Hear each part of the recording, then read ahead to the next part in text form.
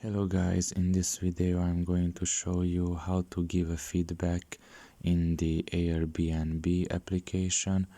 The first thing you need to do is enter the app. After you have done that and you are in the home page, you should look down below and in the right corner you will find the profile option. Press on it, and here if you scroll down a little bit you will see under the support category the last option, which is give us feedback. Press on it. Wait a little bit until the page loads in, and here you should select the reason, what your feedback is about. For example, experiences, hosting or traveling, and what topic or feature.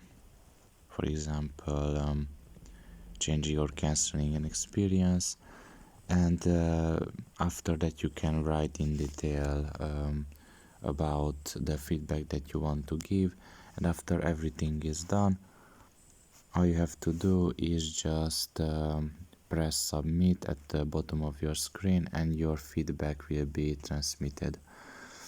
So this is all about it. I hope this video was helpful to you. Thank you for listening and see you next time.